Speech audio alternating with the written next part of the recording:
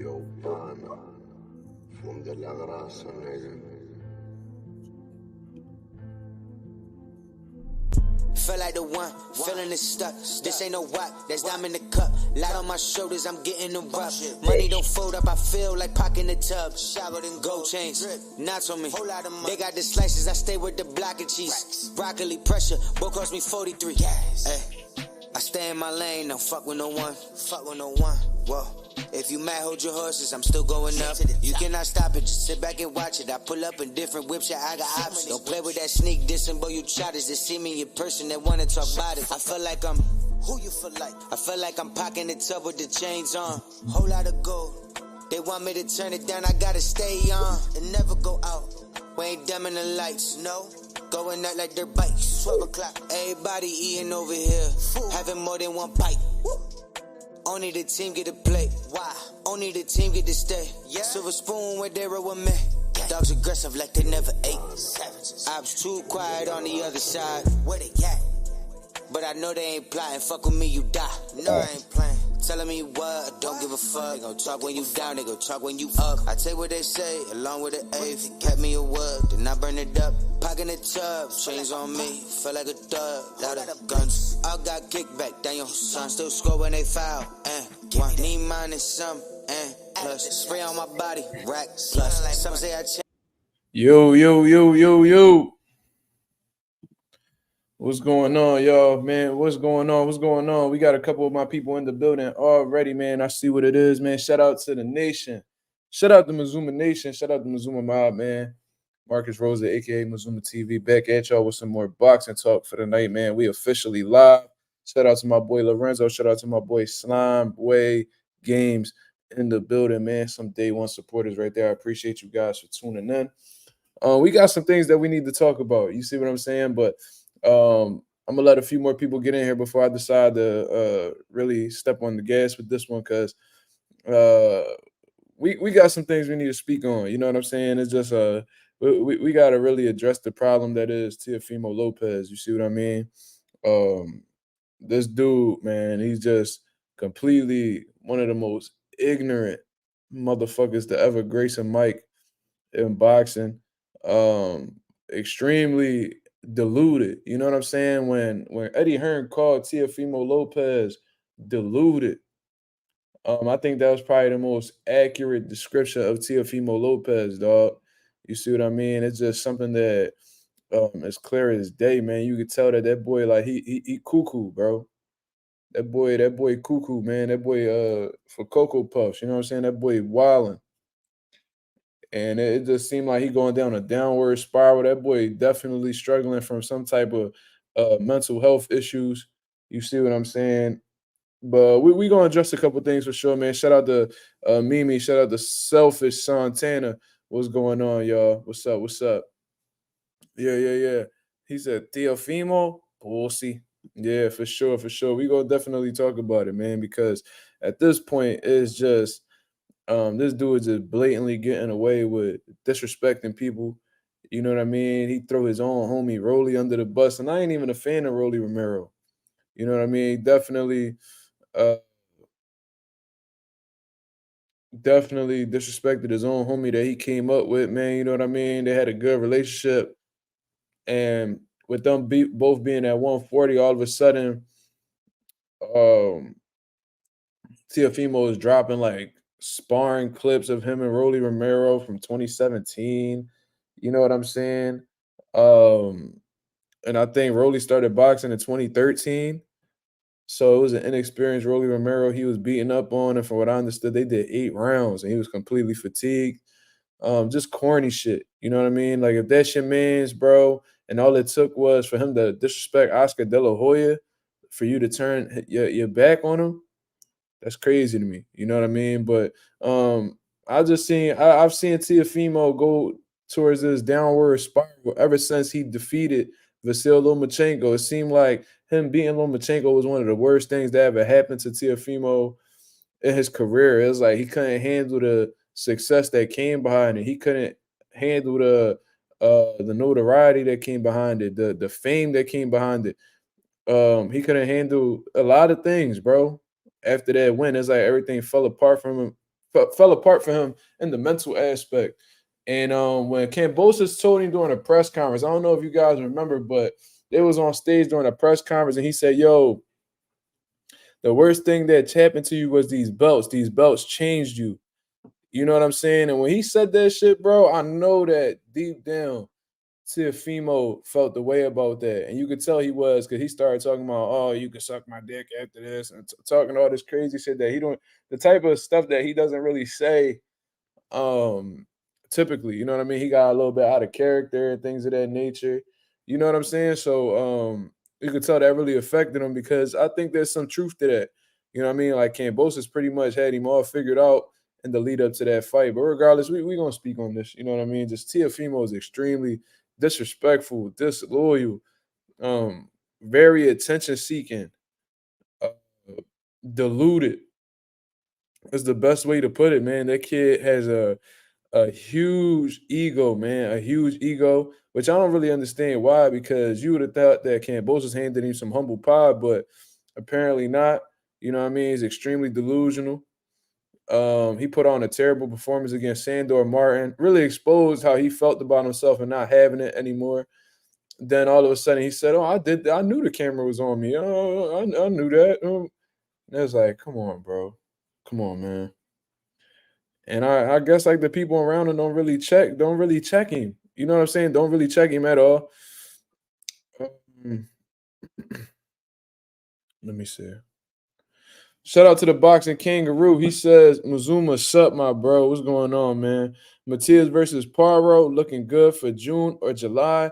I like that fight. Is that really the case? I didn't hear anything about that. Leon Paro, the one who just stopped Montana Love. Ooh, okay. Okay. That's a solid fight. You know what I mean? There's obviously unification fights I'd rather see, but with that not really sounding like it's realistic right now, Matias versus Paro, that's a pretty good fight. You know what I mean? Paro just came off of a good win. Okay, it is. They negotiate. No, that's what's up. Matias signed with Matchroom. What?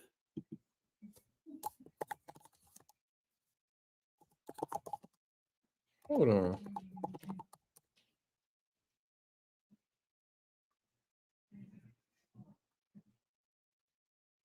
Hmm. I don't see anything about that. Hold on, let me check.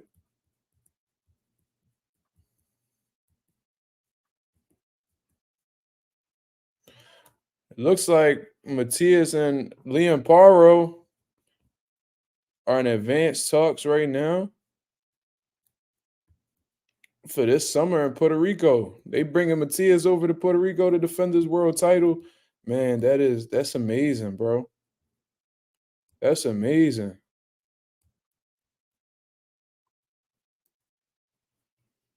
Wow. Okay. Mm. I like that. I actually didn't hear about this at all. I had read my I typically read my boxing scene articles in the morning. Uh what? Why is it not showing me anywhere that say he signed a deal with Matchroom? 3 fight deal. Well, I seen that Matias had ran a marathon with Eddie Hearn and so I guess he was like already working things out with him or whatever. That's actually a really good fight. I like that fight. That's gonna be a banger, but I already got Matias sweeping that boy up. You know what I mean? I just think he a different animal right now, but it's not saying anything about Matchroom.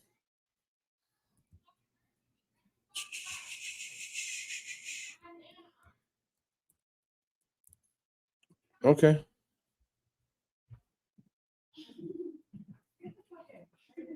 Okay, okay.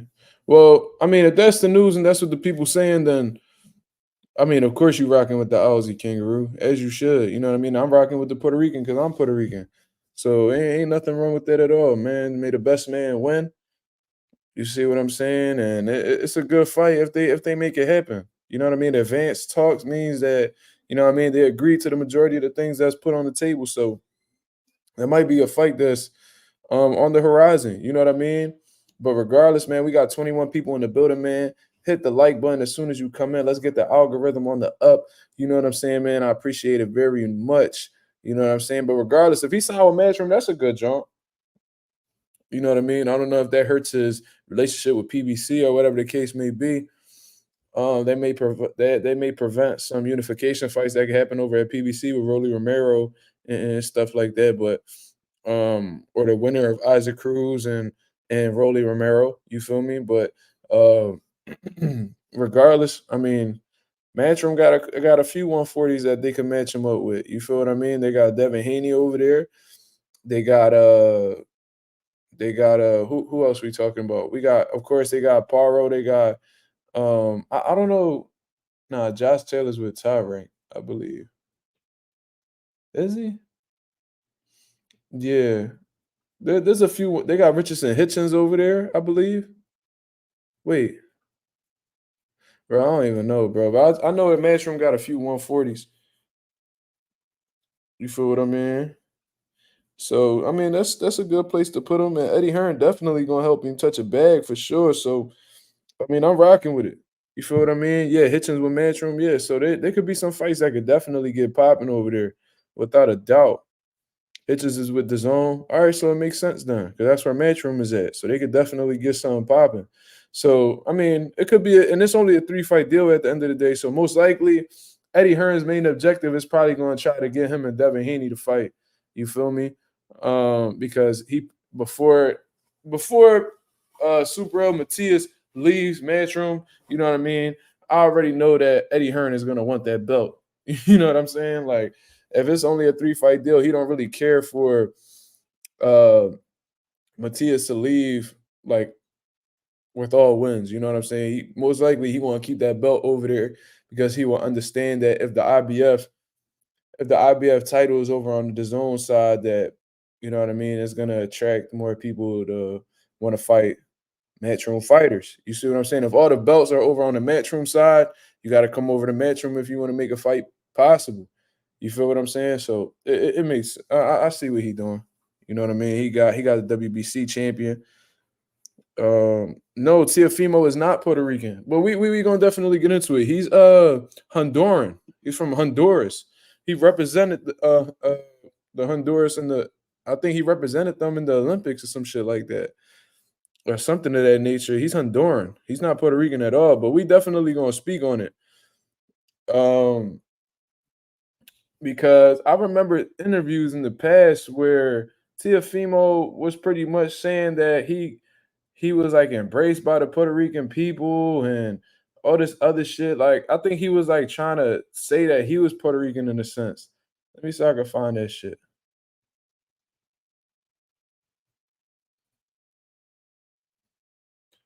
You know what I'm saying?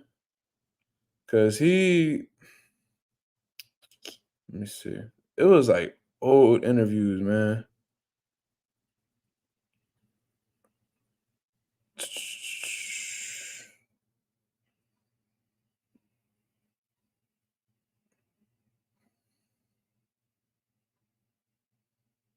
Cause we definitely about to cook him. I don't know. Y'all probably ain't really feeling my energy right now, but we definitely gonna get to it. You know what? We got 23 people in the building. Fuck it. Let's get into it. So I guess Teofimo Lopez. Yeah, how can anyone not like Matias style? Yeah, bro. He's about as exciting as they come. He be with the shits and he looking to hurt you. So he don't ever take a step backward. So you gotta respect it's hard to not like him. You know what I'm saying? He said Teofimo from Haiti. Absolutely not. How many fights does Teo have left on his deal? I have no idea. I have no idea how many fights he got. You know what I'm saying? But uh he said because he gets Matias, he gets like he'll get hit with certain shots, but you gotta understand when you let your hands go a lot, you're most vulnerable when you letting your hands go a lot. So you know what I mean? If you constantly being the aggressor, you coming forward, you letting your hands go, you're gonna get hit in exchange, like in return. You feel what I'm saying? But the thing about Subriel is I think that his defense is extremely underrated. I genuinely think that his defense is extremely underrated. When you watch Subriel Matias fight with Maxim Dadashev, rest in peace to that man. Andre Ward had pointed it out as well. He was like, I thought that he was a come forward, just reckless, take two to land one type of fighter, but his defense is extremely underrated. And when you watch Subriel fight, he doesn't have the flashiest defense. He's not like Jerron Ennis where he could you know what I'm saying, he could slip a shot, he could turn his head the other way and avoid a shot and then stop in motion. And he's not flashy or elusive with his defense like that, but he does do subtle things that prevents him from getting hit with a lot of hard shots, like a lot of big shots. You see what I'm saying? Like I've seen the man come forward and when a shot, he has pretty good timing with his head movement. Like he can anticipate a shot coming and slide his head off the line, you know what I mean, to avoid that shot. I've seen certain sequences with Malik Hawkins, when he fought Malik Hawkins, where Malik will shoot a shot and he'll bring this hand over and bring it back over here. So he has some sense of defense. You know what I'm saying? I'm not going to call him like a crash dummy or anything of that nature.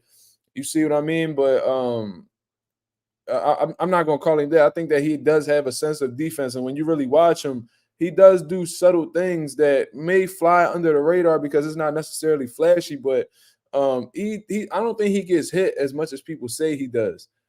You feel what I mean? Like when I watched David Benavidez, they was talking about how he get hit too much. I'm like, where he get hit too much? Like I don't ever really see his face all broken up or him having bad cuts and black eyes, anything like that. Like Benavidez doesn't have the most elusive, flashy defense, but he knows how to not get hit. You know what I'm saying? And if he does get hit, it's not necessarily with like the biggest shot on earth. You know what I mean? Like he's not a punching bag. You feel me? So that's my overall analysis when it comes to Subriel Matias' defense. But let's get into Teofimo, man, because this dude is completely disrespectful. And yeah, I'm a feel away because I'm a Puerto Rican man myself. So when I hear people talk about Puerto Ricans and Puerto Rican fighters in general, and just speaking about just speaking on Puerto Ricans in general, you know what I mean? I'm gonna definitely have something to say about it, whether it's good or bad. So I guess Teofimo, he just had his media workout today. I didn't get to really check out Jukenbayev. Didn't Jukenbayev rock Matias? I think that I wouldn't say he necessarily rocked Matias, but there was certain instances where like he looked like he knocked Matias off balance, or like yeah, Jukenbayev was a strong dude. You got to understand, like Matias was fighting these strong ass European dudes who really be flying under the radar, and people be giving them step aside money not to fight them and shit like that. Like Jermel Charlo's mandatory. You know what I'm saying? He about to fight. He about to fight for one of the belts that they snatched off of Jermel. You know what I'm saying? Um, they fly under the radar. People don't really want to face them at all. You know, yeah, Jukenbayev was undefeated at the time. Yes, he was. Yes, he was. You know what I mean? And Matias snatches. Oh, I believe. Don't don't quote me on that just yet. Let me see something real quick. I think Jukenbayev was undefeated. Let's check it out. Yeah, he was 18-0. You know what I'm saying? I think he was like 18-0 with like. Let me see. When he fought Subriel, he was 18-0. It don't really show me how many knockouts he had, but regardless, he has a high knockout ratio. You feel me? So, yeah, he wasn't no joke. You feel me? He definitely wasn't no joke.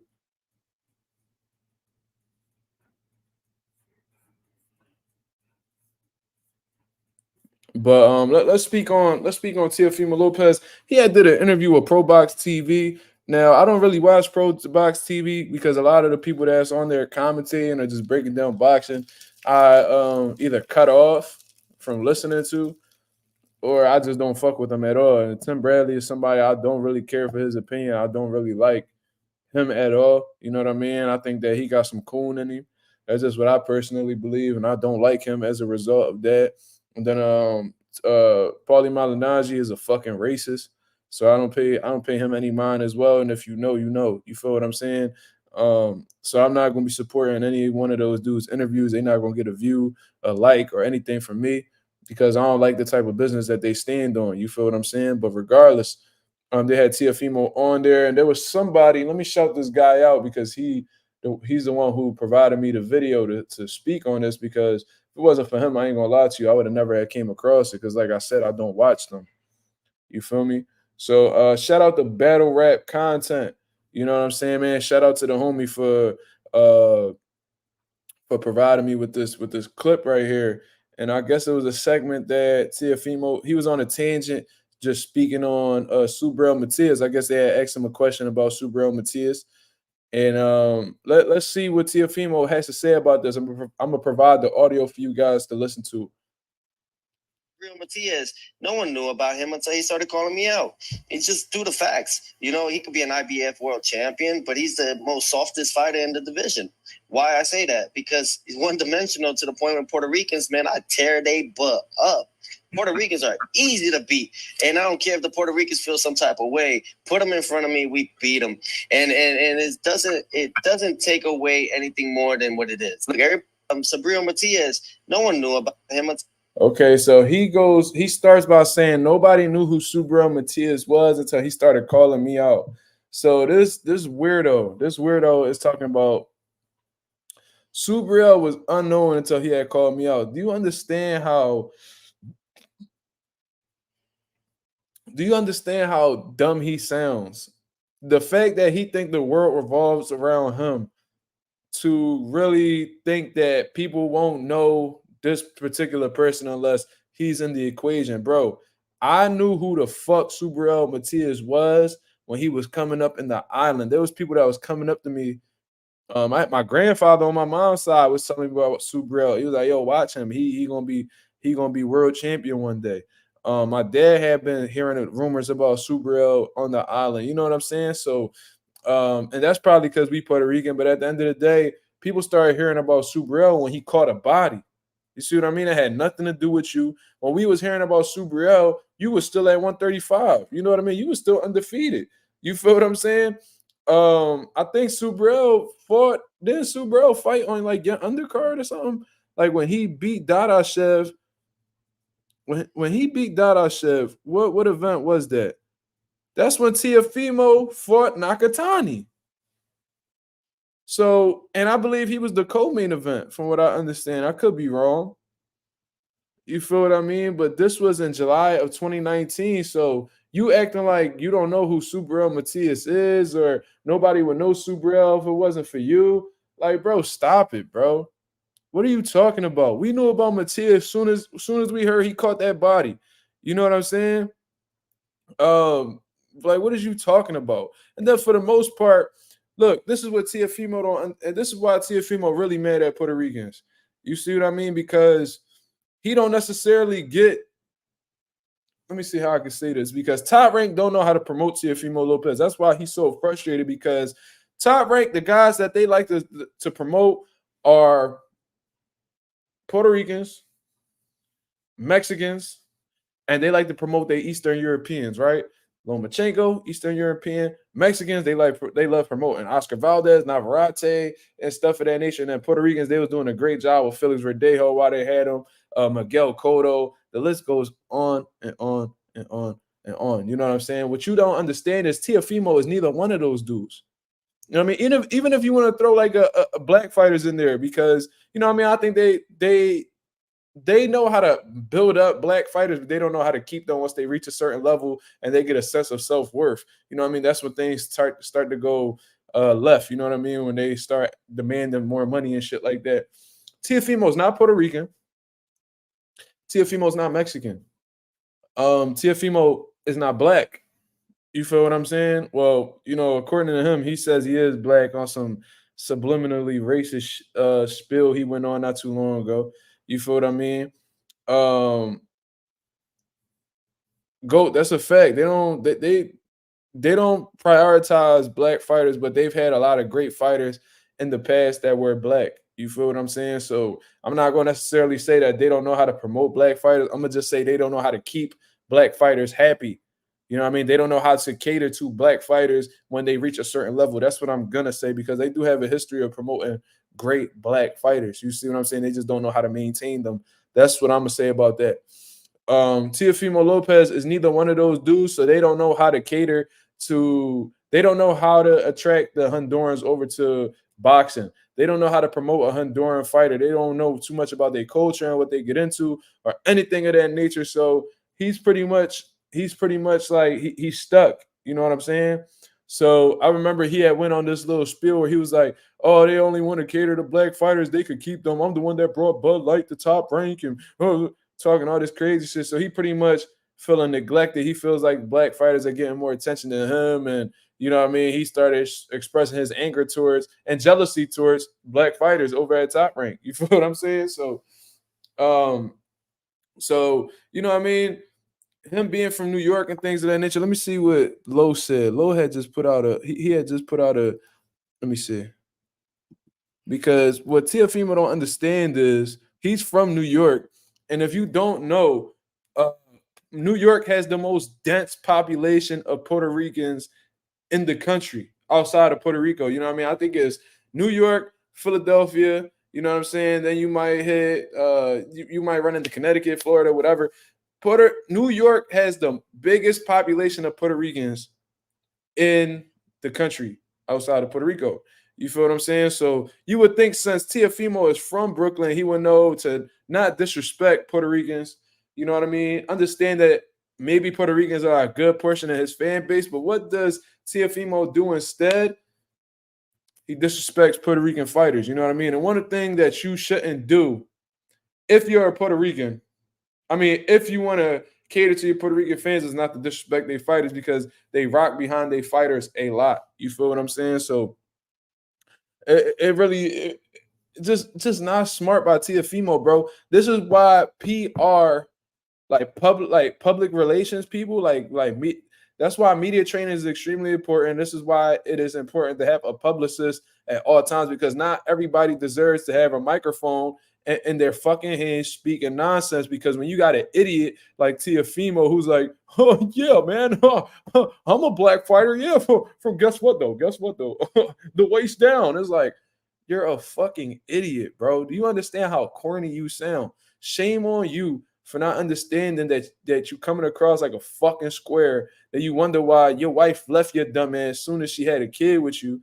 Then that's probably a little bit messy, but fuck it, it is what it is. You want to disrespect Puerto Rico, you want to disrespect Puerto Rican fighters, it is what it is. Maybe if you wasn't such a fucking square, you know what I mean, your daddy wasn't hooked on whatever type of drugs or liquor that he on, you might have a different outcome in life. Maybe you wouldn't be viewed the same.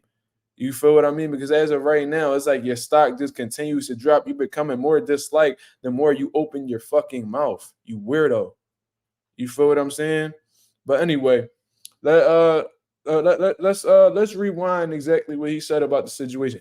He said that nobody will know Subriel if he never called out Teofimo, which is absolutely not true. And you're not the only one Subriel's calling out. So what the fuck are you talking about? But anyway, let's continue on with what let's repeat what he said in this Pro Box TV interview. Subriel Matias, no one knew about him until he started calling me out. It's just due to facts. You know, he could be an IBF world champion, but he's the most softest fighter in the division. Why I say that? Because he's one-dimensional to the point where Puerto Ricans, man, I tear they butt up. Puerto Ricans are easy to beat, and I don't. Let's rewind that real quick. You know, he could be an IBF world champion, but he's the most softest fighter in the division. Why I say that? Because he's one-dimensional to the. He said, bro, tell me if this shit makes sense. This is how you know that Teofimo just be talking. He says that Subriel Matias is the softest in the division. Why is he the softest in the division? Because he's one-dimensional. How the fuck does somebody being one-dimensional equate to being soft? How?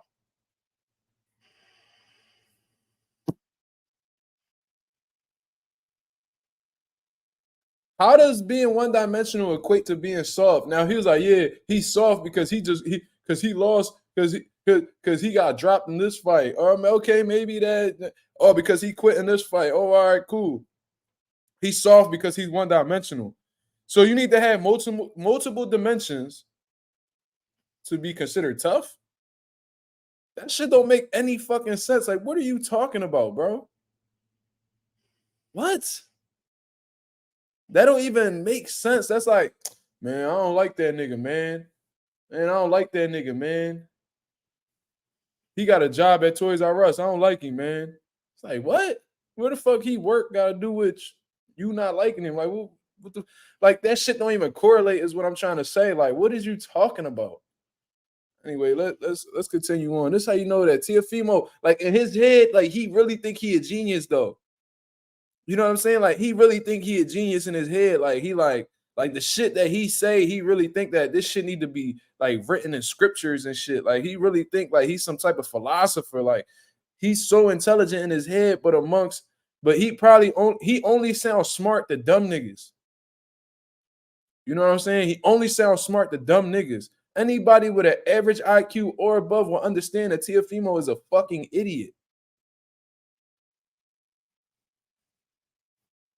Shout out to the niggas in the group chat, man. Shout out to the nation. Shout out to the mob.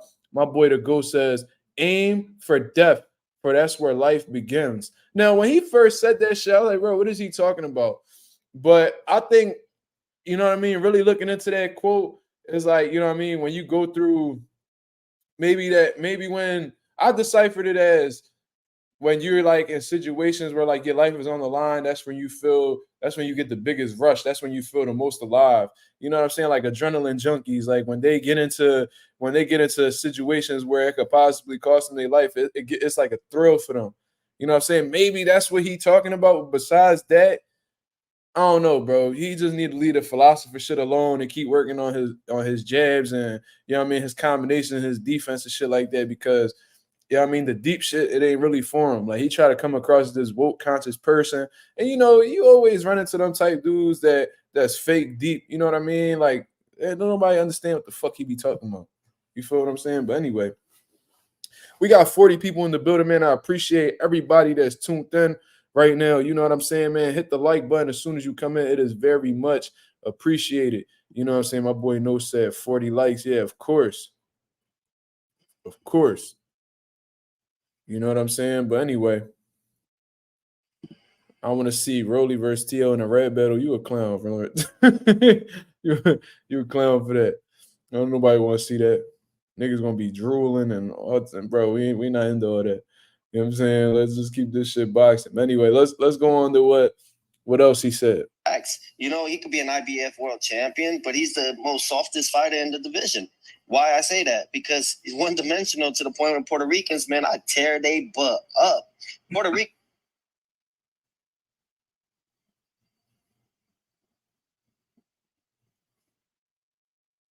Nigga, what?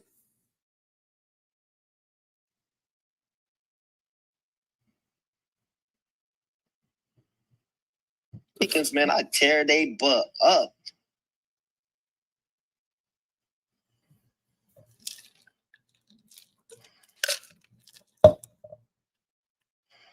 That's the type time you on, nigga?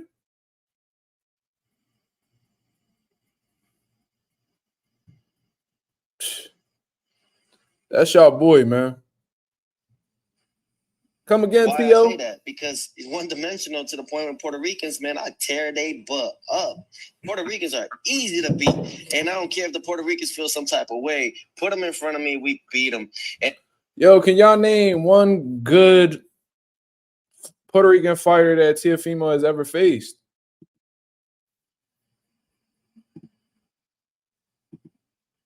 What good Puerto Rican fighter has Teofimo ever faced?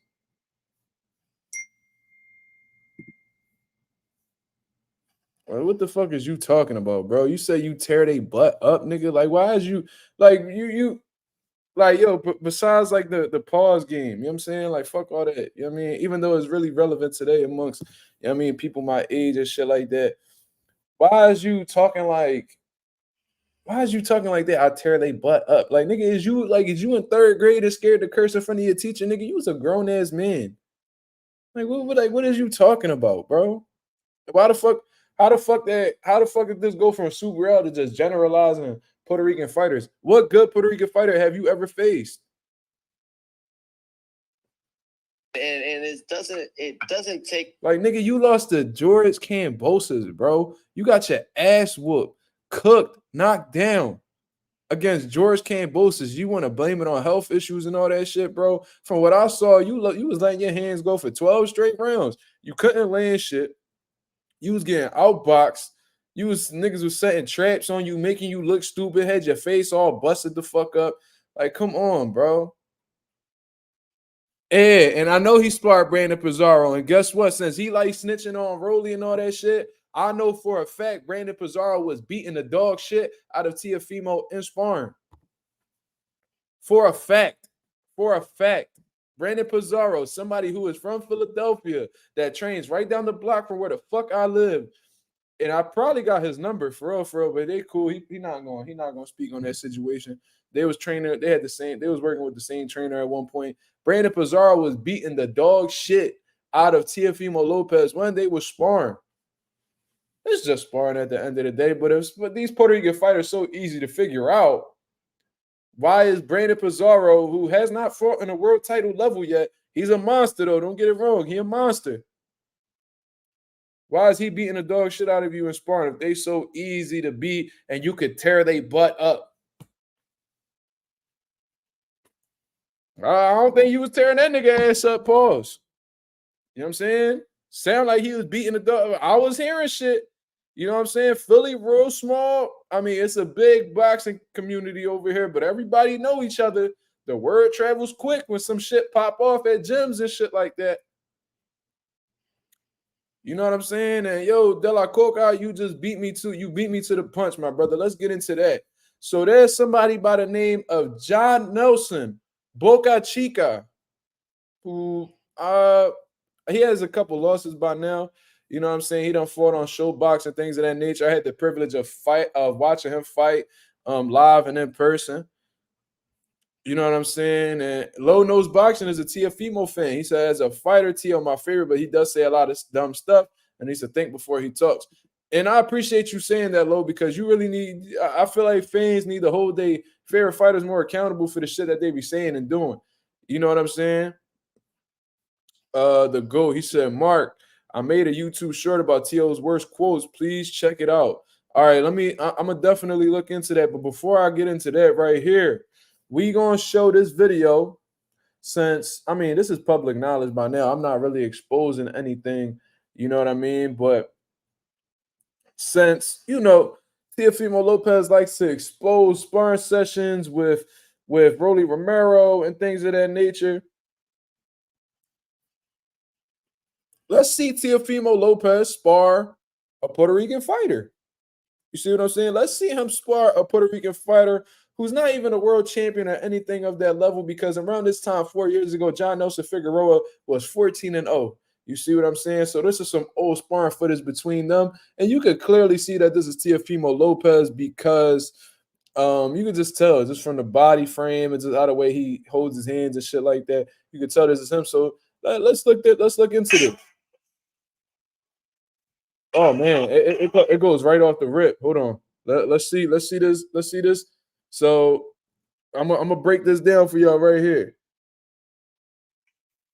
Oh, pull counter on Teofimo Lopez. He pulls and shoots the right hand, puts him right on his motherfucking back pocket. That boy leg folded underneath him. You saw that shit? Oh man, Teofimo goes down against a Puerto Rican fighter in sparring. You see what I'm saying? Oh, let's look at. Oh, ran right into it. Oh, right into it. Go pick that boy up. Did Teo ever get up? I don't know.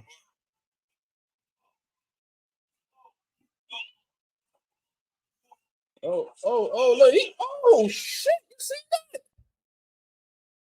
That nigga went in between the legs during sparring like Jordan, nigga, like Allen Iverson, nigga. You seen that shit? Hold on, let's rewind this. You know what I mean? Let me mute myself on this FaceTime real quick because I'm extremely loud. You see what I'm saying? Let me mute myself. I'm sorry. You know what I mean? But let this nigga went between the legs like Jordan. Oh my God. Oh my God. Nasty full counter. Shout out to Floyd. Oh, look at that jab. Oh.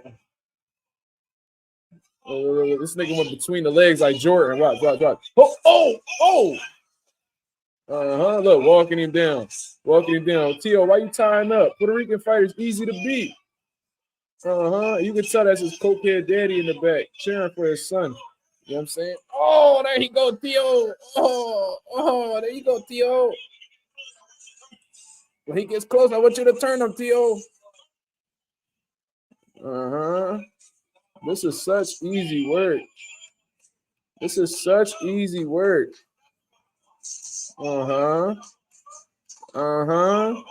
got hit with a right hand. Oh, he getting hit on them ropes.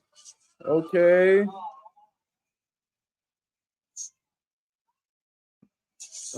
Get caught with a right hand coming in. Now he's going backwards. He must have not liked that punch.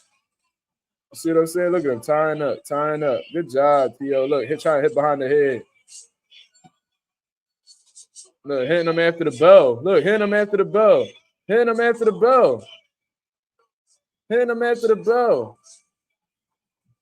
Oh, shit.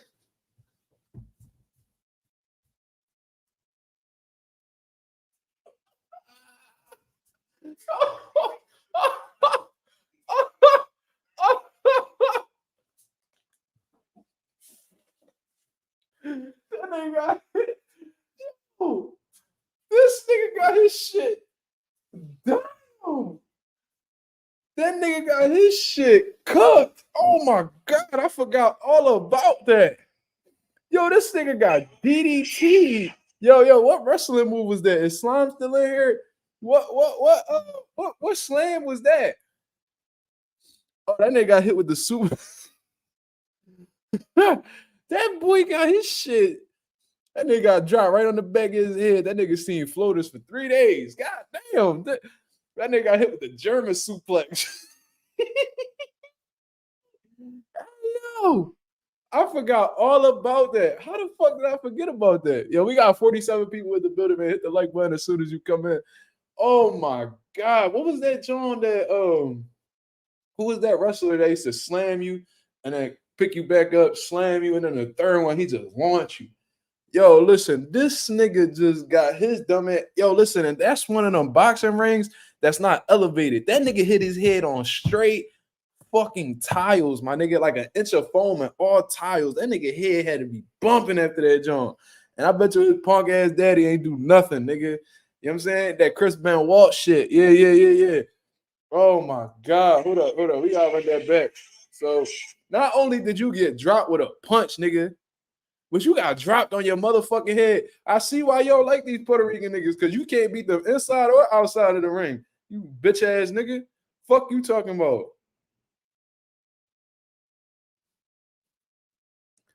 They all rumbled outside. I heard about that story. Tio Sr. said Tio was a kid and the dude was a grown man. He was sparring. Okay, is that true? Okay, so that was John Nelson Figueroa.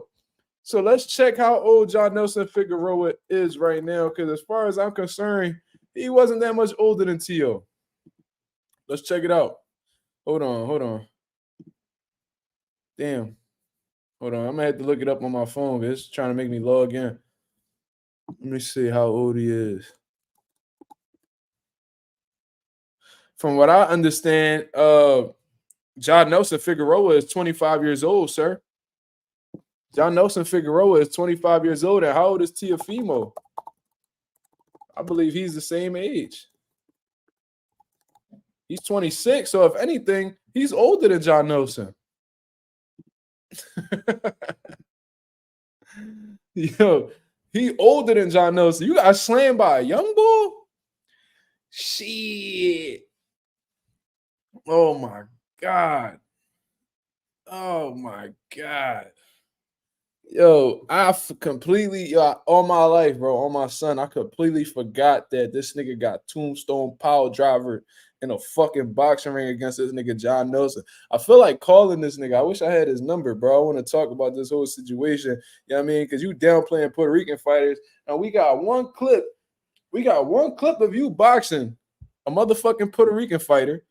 And in the process of you boxing this nigga, not only do you get hit with a sharp pull counter and get put on your ass, Mr. Takeover, You know what I'm saying? Takeover Promotions. You see, he got it with the Takeover Promotions jacket, bro. How come your Takeover Promotions logo wasn't on any of those posters that you and Jermaine Ortiz was on, you nut ass nigga? Because your promotion ain't shit, nigga, and y'all niggas ain't putting no fucking bread up. So because you ain't putting no bread up, niggas not even gonna bother putting your logo on no motherfucking on any of them posters. You dumbass nigga.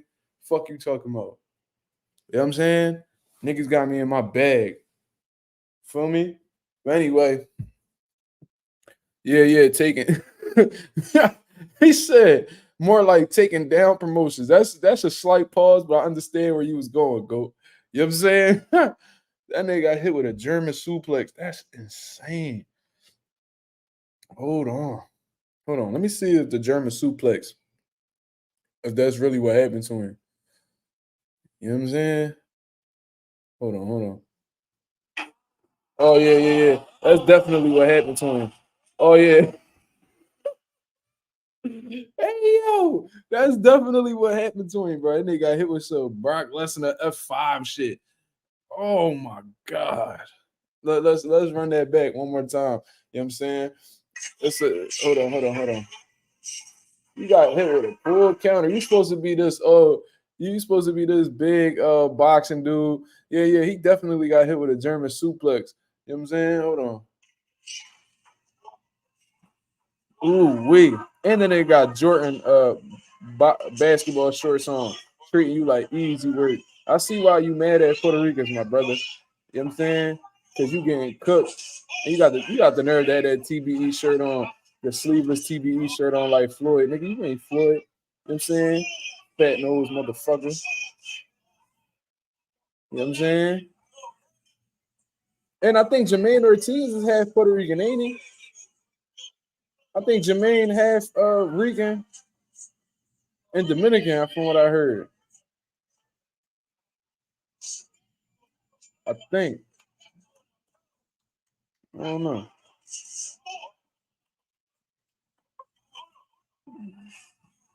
Ooh.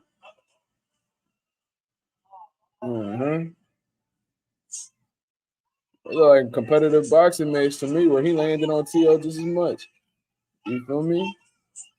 But you got dropped, my nigga. So this is what happens right here. This is what causes John Nelson to hit this nigga with the bell rings. Look, 1, 2, 3. 1, 2, 1, 2. So yeah, he hit him with 7. He hit him with 9 shots after the bell. And that's why you got dumped on your shit, you nut ass nigga. You see what I mean? Okay. Yeah, so Jermaine Ortiz is half Rican and half Dominican. You know what I'm saying? So with that being considered, man, maybe that was a shot at Jermaine Ortiz because Subriel is Puerto Rican and he's the IBF champion. And Jermaine Ortiz is half Rican, so he felt like disrespecting Puerto Rican fighters. But, you know, it is what it is. You know what I mean? How many Honduran world champions can you name? Because from what I understand, when you disrespecting Puerto Rican fighters, you pretty much disrespecting the people that came before you. You know what I'm saying? Because I'm sure every time you see Miguel Cotto, you want to take a picture with him. I'm sure every time you see Tito Trinidad, you want to take a picture with him. 2 fighters that are much greater than you, or probably you greater than you ever will be. You feel what I mean? Puerto Rico is the only country, I believe, to this day that has a world champion in every single weight class. From 105 all the way up to heavyweight.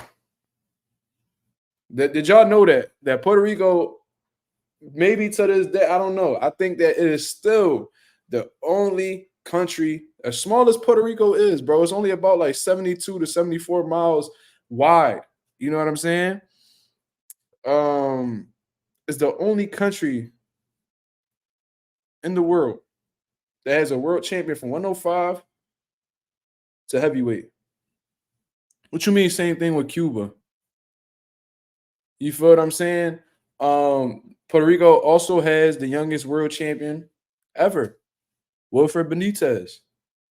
You feel me? That's a Puerto Rican fighter that holds that record. And I don't think anybody will ever break that record anytime soon.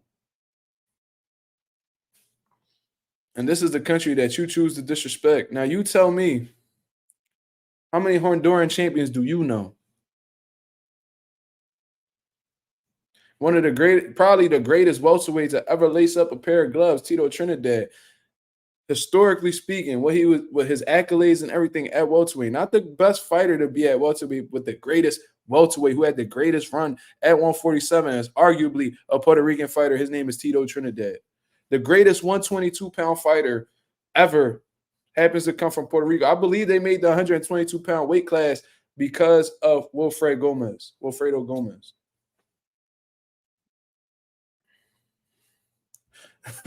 He said, John Ruiz, the worst champion I've seen in my life.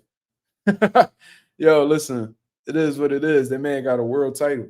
That's my point. I'm not talking about, you know what I mean?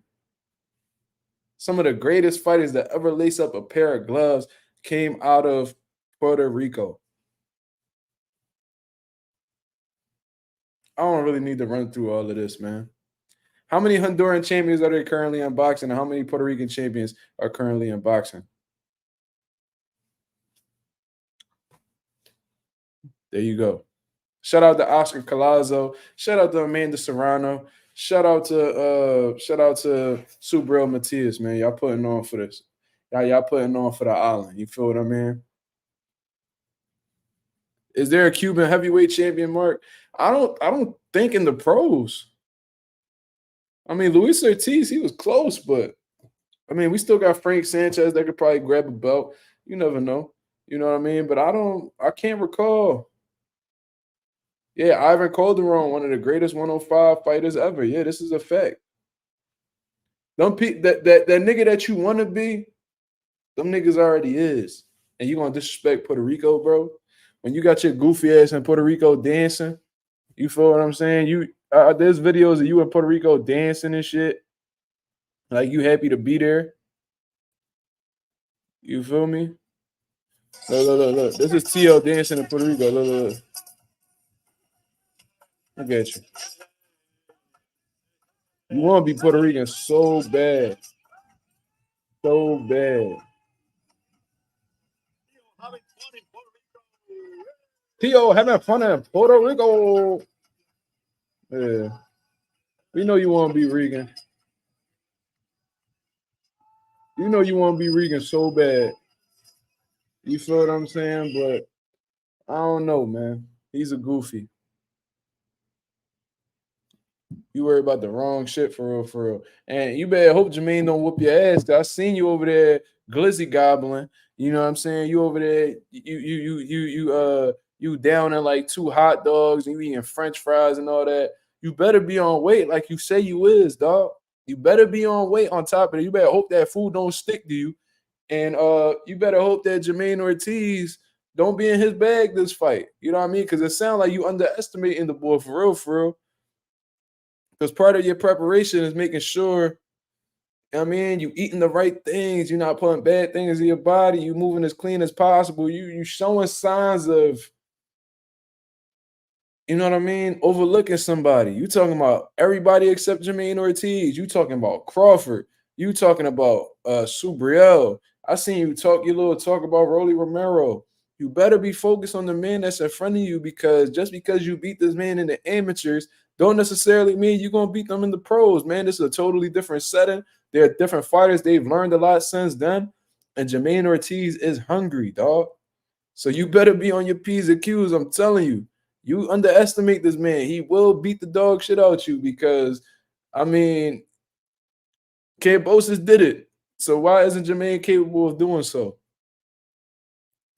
All right, let me check out the GOAT's video on Teofimo Lopez. Let me see. Completely forgot that this boy got DDT'd on his fucking head, bro. Completely forgot. That boy got hit with the German suplex. That's wild. Wild.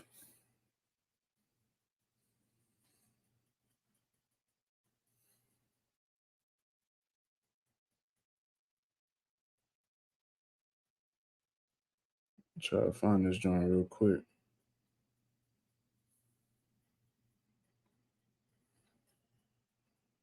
I'm having trouble finding it. I'm not trying to kill too much time. On Wikipedia, there's only 6 male Honduran boxers.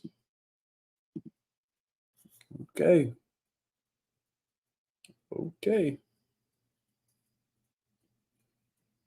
All right, let me see if I can. I'm going to go to the channel right now.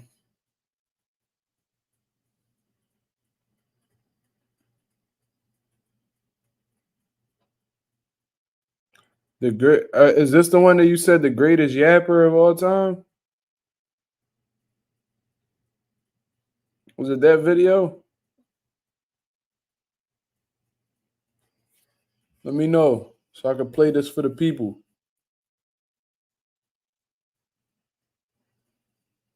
Okay. Staring at each other early. And afterwards, walk away with the belts. You're gonna hold my neck. Hey, yo. Well, I'm out, man. That nigga's tripping. Let's put on a show for everybody, and I can't wait to show everyone why Teofimo is the greatest of all time.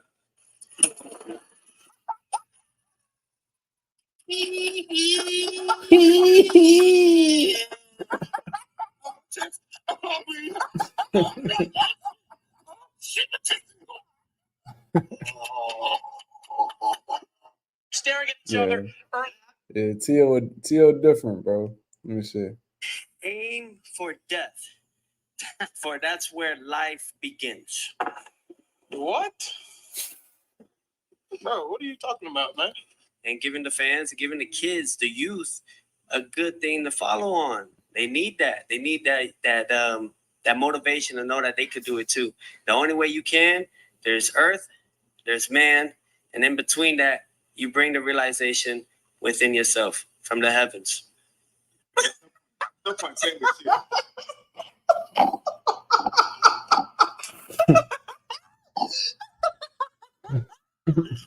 Teofimo, you're fighting here on Triller Fight Club. We are very happy to have you and George as well. But how did you end up here? You know something? Revenge is a dish best served cold.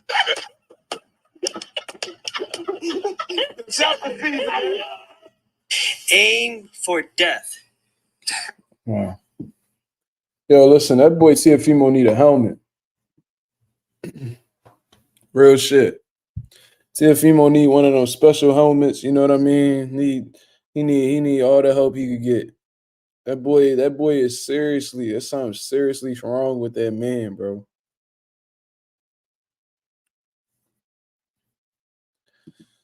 Lorenzo, he said, Tio remind me of my uncle who was learning English. Dude would just use whatever words he learned for the day and try to fit them in any sentence. That's a fact.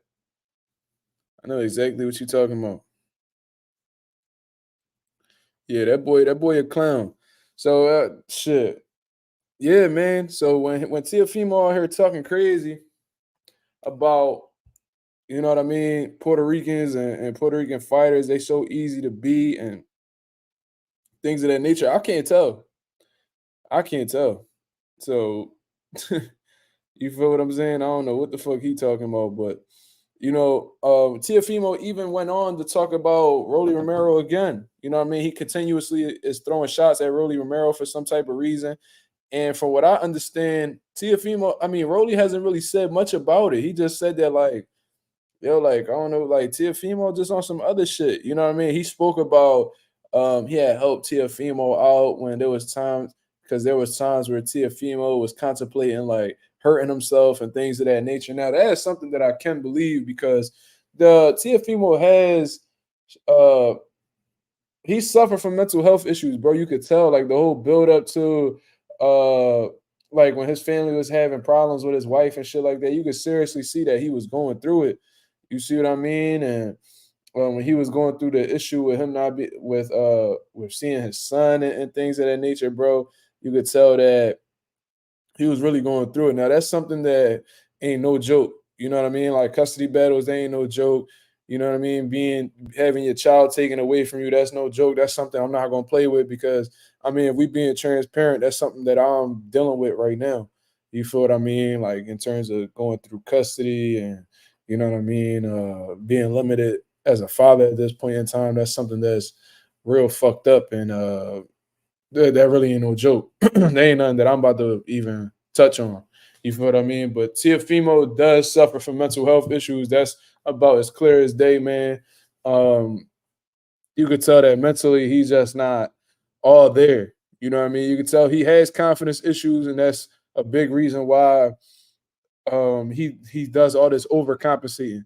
You know what I mean? Like he says the most. He's calling himself the greatest of all time, and you know what I mean. Speaking about only he's besides Ali and Tyson and shit like that, he's the greatest of all time, and he's saying all this crazy stuff. And you would think that he's doing this for promotion, but at the same time, he might actually be starting to believe the shit that he's saying because. I'm sure we all been in this situation where somebody would tell you something over and over again, and it'll get to the point where it's like, yo, is this actually what's happening? Like, is this actually true? You see what I mean? Like, if somebody keeps saying that, um, like, yo, like you, like your breath stink. You know what I'm saying? Like, if somebody say that over and over again, you might have to check your breath. Like, hold on, do my breath really stink, or you just talking? Like, what the fuck? Like, Teofimo probably at that point in time where he's saying so much crazy shit to himself over and over again that he might start to believe the shit that he's saying is true. You feel what I'm saying? That's what I'm trying to get across. Like he's definitely just he's not all the way there. He's not fully confident in himself, and I think that loss to Kambosos affected him more than what he's actually talking about. I think the things that have gone outside of his that has gone on in his personal life has affected him a lot in the ring as well. Um, but you know what I mean? Because if you watch old interviews from when Teofimo was coming up, he was a well-spoken dude. He didn't really talk too crazy and things of that nature, but there's been a serious decline. There's been a serious decline in like his mental health, and you could tell just by the way he just saying shit.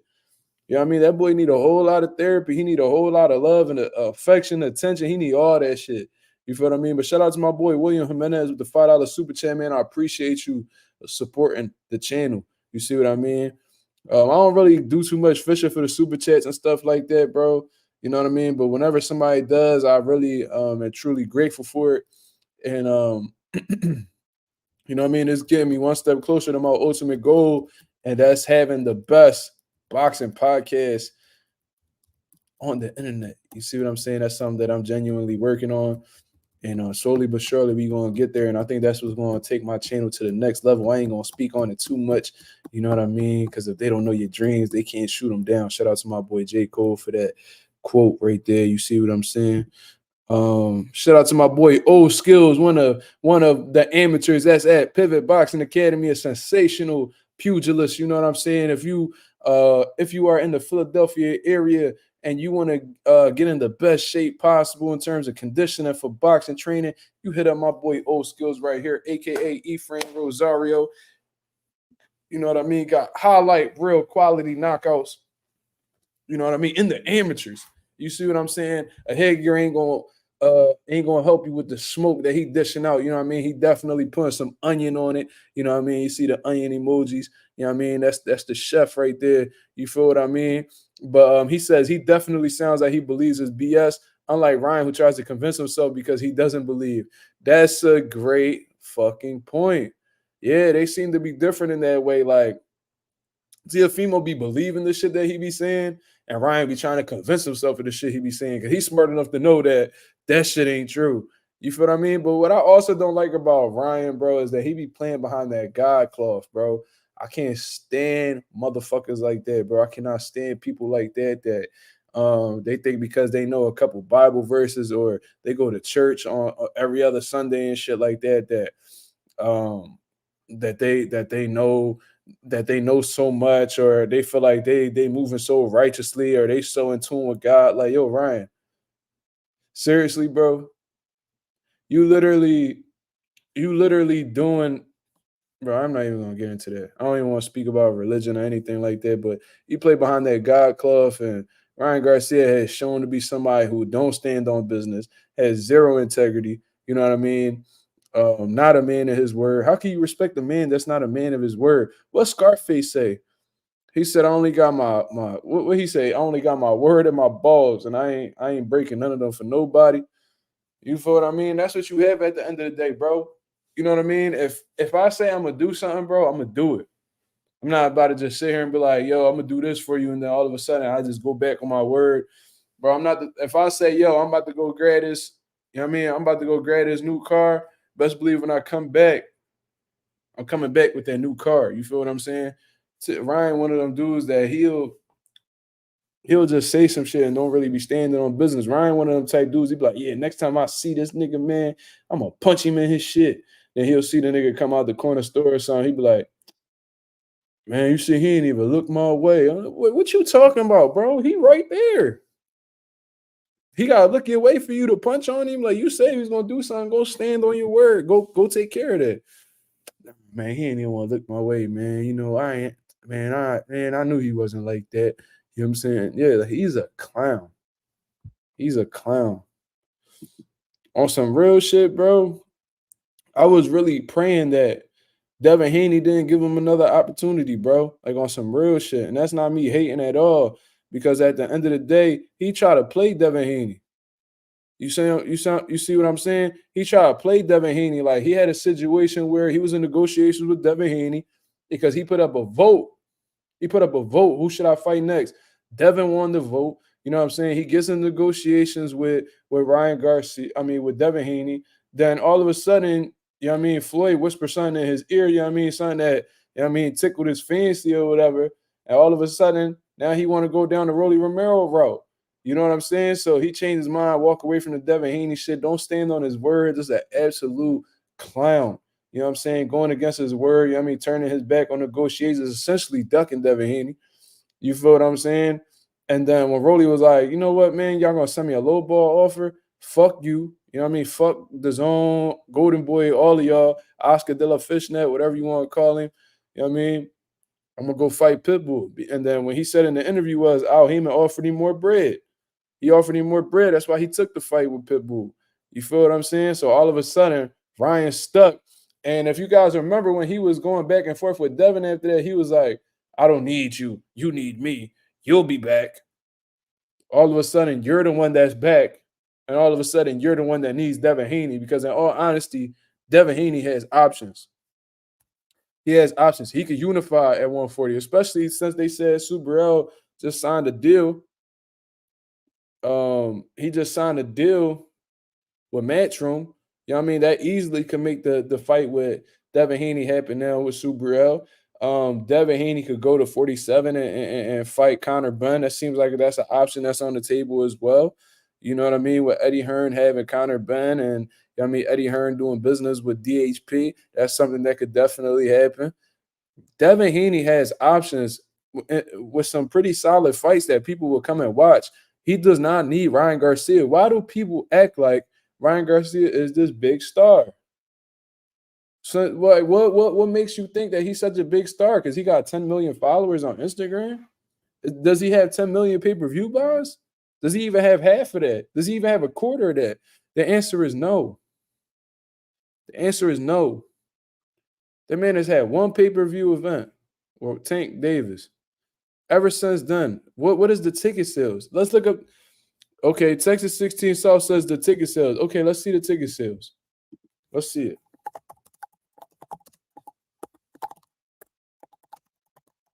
Let's look it up. It says Devin Haney exposes Ryan Garcia's low ticket sales. Okay, according to Boxing Scene, they did 1.2 million pay-per-view buys and an estimated 22.8 million in ticket sales. That was for the Gervonta Davis fight. You know what I'm saying? Now let's see him versus Oscar Duarte. His last fight. He's such a star, right? Let's see. It says Garcia versus Duarte tickets under $60 before Houston fight. Does that sound like? Does this sound like somebody who's selling a lot of tickets?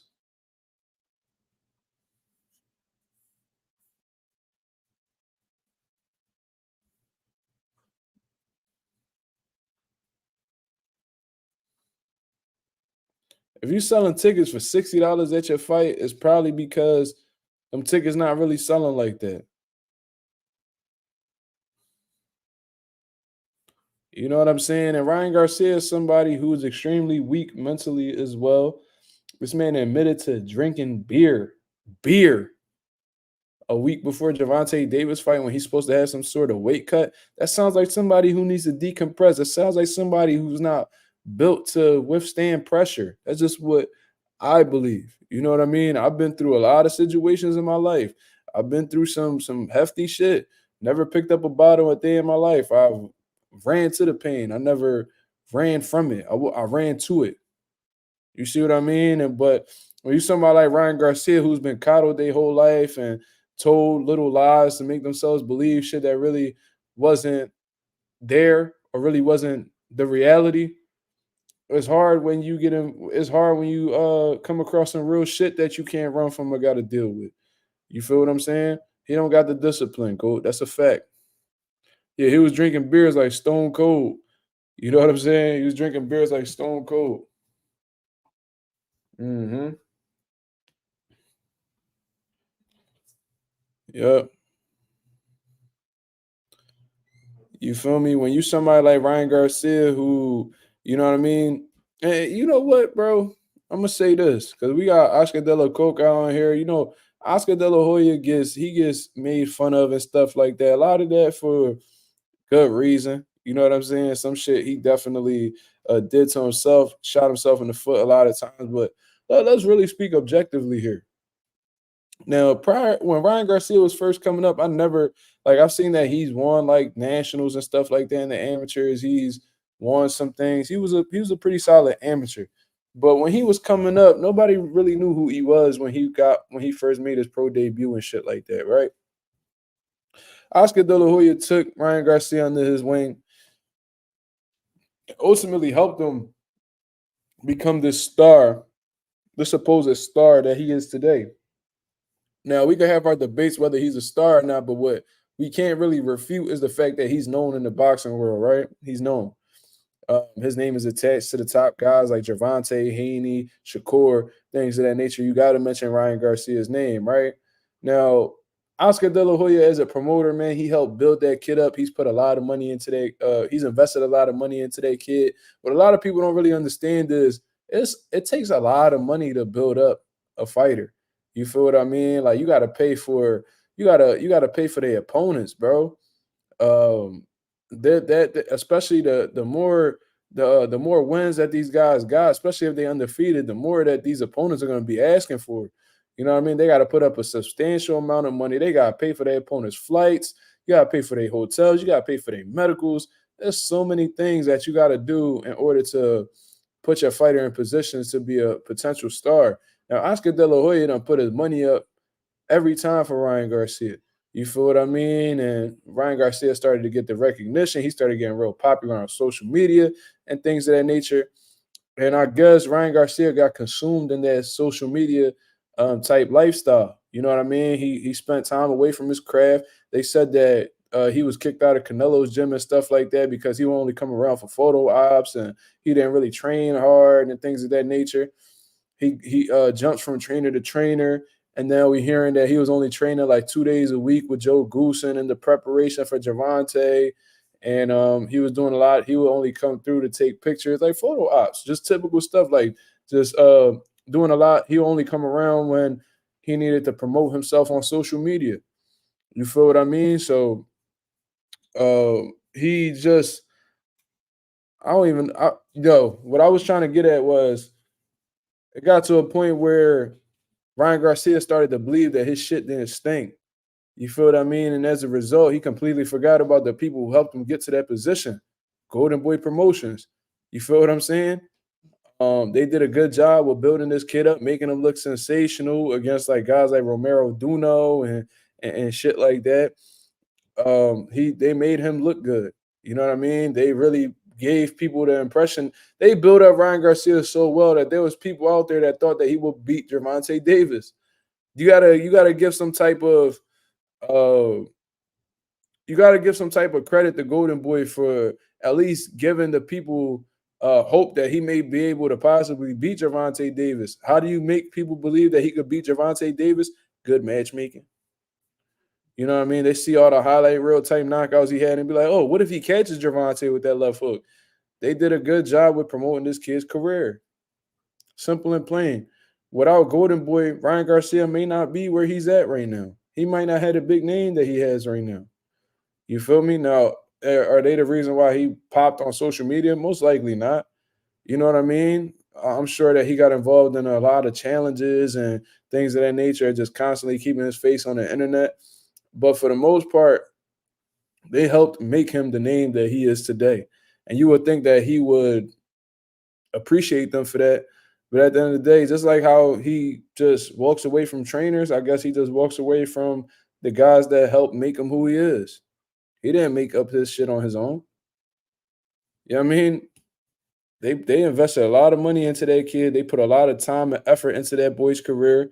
And now that he's on top, not on top, but now that he's like at an all-time high with popularity and things like that, getting his bag together and stuff like that. Texas 16 South says it is his advisors. They lost confidence in him, I feel. No, not at all. I don't think that's the situation at all, man. I think that Ryan Garcia was just biting the hand that was feeding him. That's what I think. You see what I'm saying? I think that he did a lot of things that frustrated Golden Boy. You know what I mean? They try to put him in opportunities to, because there was even fights that they like had set up for him that he was just blatantly pulling out of, and they was trying to build him up a certain way so he could be the most prepared possible for Gervonta Davis. But he went out of his way to pretty much say, fuck what y'all talking about. You know what I mean? Like, didn't pay any attention to them dudes and was just like, yo, just give me this. I'm not doing none of this. You feel me? I don't know, man. I don't know how to really feel about that situation. You would think that he'll have some type of loyalty to Golden Boy based off of everything they done did to him. They pretty much favored him over everybody else that wasn't Canelo. You feel me? But, it is what it is. You know what I mean? It is what it is.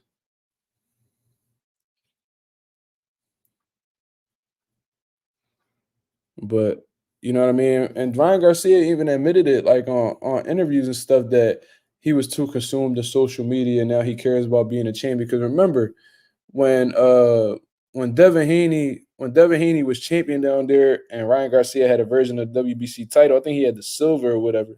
He was talking about that he don't care about belts and he wants Gervonta Davis and things like that. Now that he's lost to Gervonta Davis, all of a sudden he has this newfound motivation to be some sort of legacy driven type fighter, and he only cares about belts and shit like that. But and you want to fight the best, but when they tell you that fight Devin Haney, you know what I'm saying? All of a sudden you act like you're interested and then you walk away, bro. You ain't changed at all. You still infatuated with the internet. You still love that attention you receive on social media. And in your head, that outweighs being the best. And it is what it is, bro. But I don't understand how you could support somebody like Ryan Garcia. How? How can you support somebody like Ryan Garcia who don't give a fuck about the fans and all he really give a fuck about is the algorithms on his social media platforms? This is actually a fun topic right here. Shannon Briggs versus Rampage is happening in Qatar. June 1st, who you got? That's my dad's birthday, so that's dope. But I think Dimitri Bivol and Archer Beterbiev is happening the same day. So if I had to choose which one I'm gonna watch, obviously it's gonna be for Undisputed at light heavyweight. You know what I'm saying? But I mean, I got Shannon Briggs. You know what I mean? If Shannon Briggs is in any type of shape, he's gonna destroy Rampage, man. Rampage, they obviously they both old, but Shannon Briggs does have the significant size advantage. You know what I mean? He's a way harder puncher. He's the more experienced boxer. Unless this man is just like a complete shell of himself and Rampage is just able to beat him up or whatever. But I don't believe so, man. I think Shannon Briggs still got something in the tank. You know what I mean? Especially if he on that juice like he was before. If he get all juiced up, Rampage is gonna get stopped in the first round, for real, for real. You feel me? Shannon Briggs got the most first round knockouts in boxing history.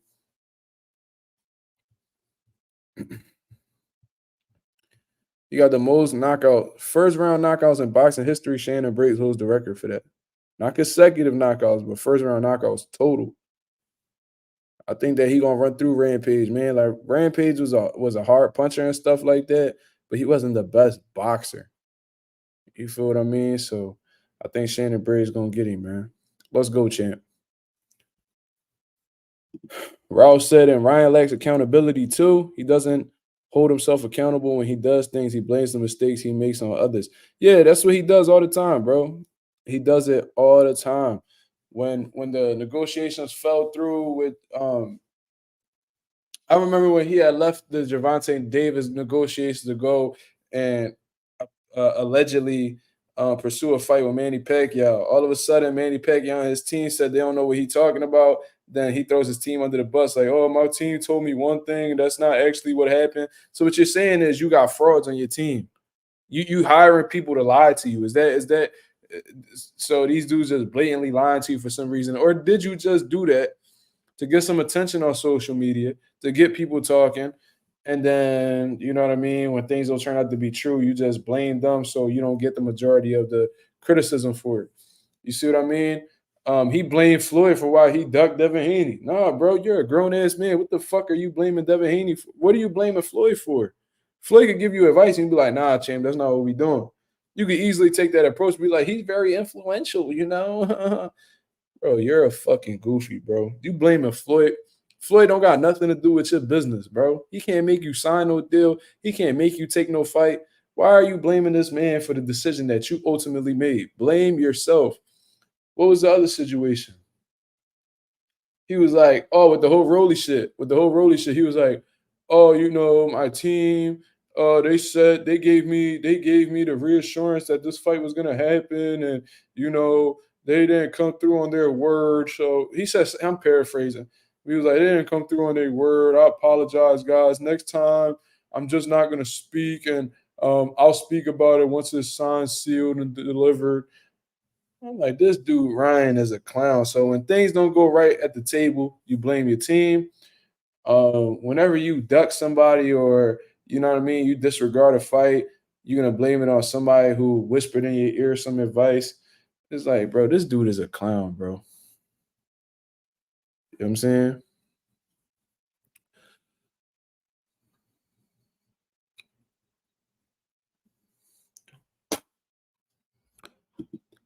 You said low key, I feel like Ryan's Christian stuff is an X sometimes. I could really tell though. I remember he was saying in an interview with Fight Hype that he speaks in tongues. Like, what are you talking about? He's like, oh, you know, when God, like essentially like God speaking through you. You know what I'm saying? He says sometimes I just like he says that like there's times where like he'll just go into a tangent and start talking, but it's not really him talking, it's God speaking through him. I'm like, no, bro, that's your mental health issues kicking your ass. That's what the fuck it is. You know what I'm saying? That's your mental health issues that you're not attending to, beating the dog shit out your conscience and have you speaking all this stupid shit that's not true. God is not speaking through you, bro. But you over here say you speaking in tongues. Like I said, you probably was speaking in tongues with B-Hop in the bathroom. That's probably the only time you would speak in tongues or using your tongue, whatever, pause. You feel me? B-Hop had you speaking in tongues next to that urinal. You know what I mean?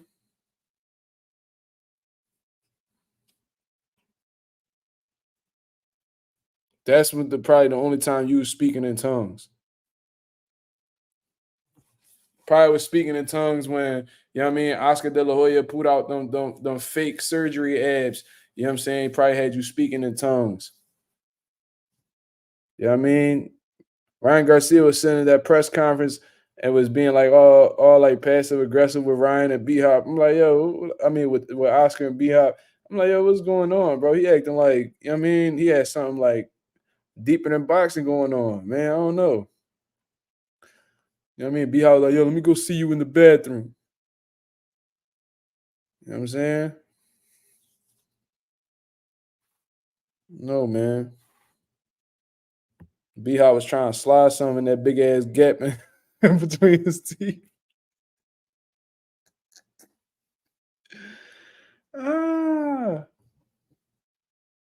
Oh man.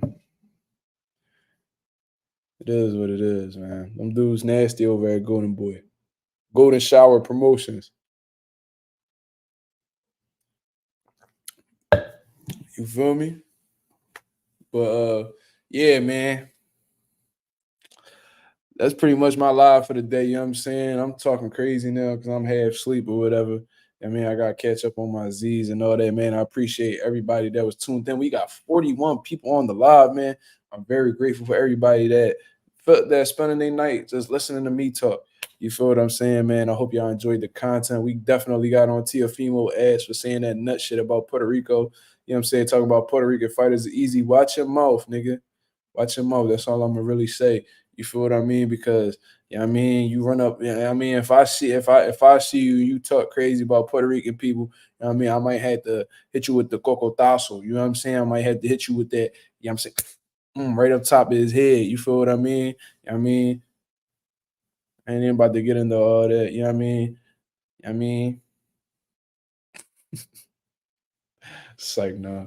Let me stop talking crazy. But yeah. He caught a German suplex from a Puerto Rican. That's wild. That nigga is a victim of a German suplex. Ryan got the behavioral tendencies of a high school female. That's a fact. Ryan be using hella fruity ass hand gestures when he talking. There was an interview where he was looking, yeah. He was doing a whole interview with the roller. What the hell was he doing? He was doing something. He was like, yeah, and I have a lot of tension in my face, I just use this, it just revitalizes my skin and yeah, man. So, I'm better than, I had a broken rib when I fought Tank and when he hit me with the body shot, I had to sit down. I almost boo-booed on myself, I seen a little brown spot. On my sock, but I don't know where that came from, Yeah, it's just something about this that just makes my skin just feel so soft and revitalized. And I had so much tension in my left eye from Tank hitting me with his fucking jab. Man, shut your goofy ass up. Fucking clown. He's a fucking clown, bro. This is the niggas that represent boxing right now. What the fuck is really going on? What the fuck is going on?